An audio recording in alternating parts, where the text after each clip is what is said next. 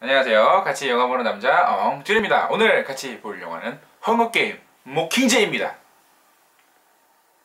75주년 헝거게임에서 게임장을 파괴하고 13구역으로 피난을 온 캣니스와 게일. 이미 자신의 고향인 12구역은 스노우 대통령의 명령으로 처참히 폭격당한 뒤였습니다.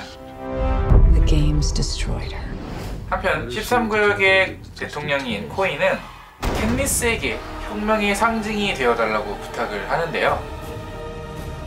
하지만 그녀는 캐피톨에 두고 온 피타가인의 마음에 걸려 쉽게 그녀의 제안을 수락하지 못합니다.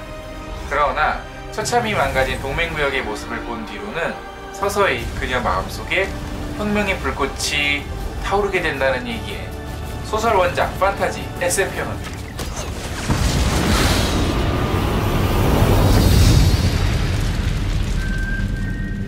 사실 저는 원작을 읽었을 때는 1편이 가장 재미있었고 그 시리즈가 이제 뒤로 갈수록 오히려 더 지루했어요. 특히 마지막 3편 모킹제이 같은 경우에는 기존의 그 헝거게임이 전혀 등장을 하지 않거든요. 그러니까 흥미로운 요소들이 완전히 배제가 되고 정치극으로 흘러가 버려서 굉장히 지루했었습니다.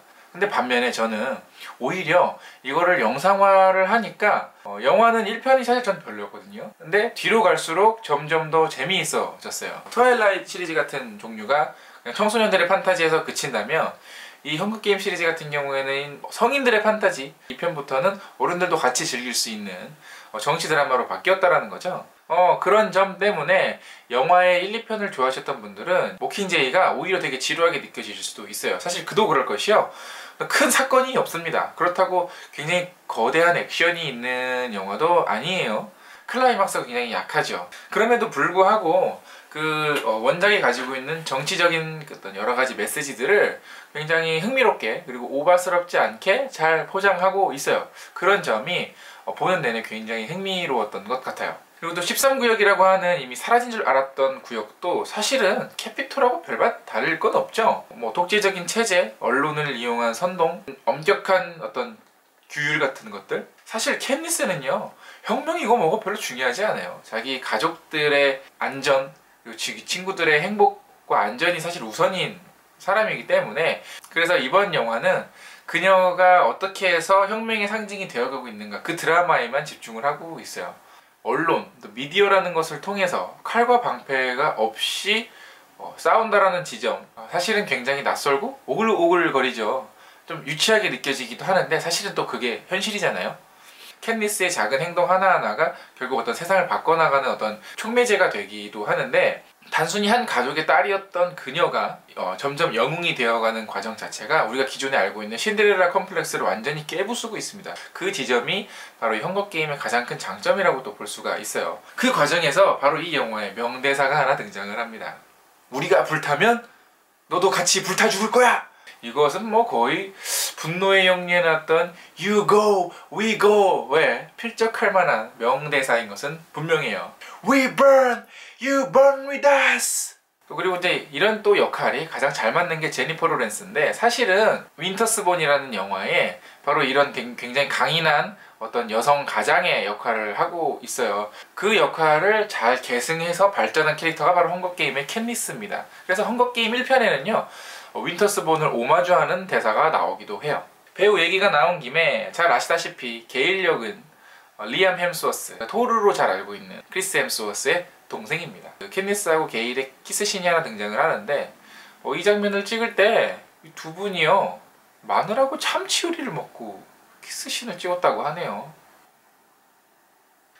또 하나 또 아쉬운 분이 나오죠. 필립 세이모 호프만 유작이 됐는데요.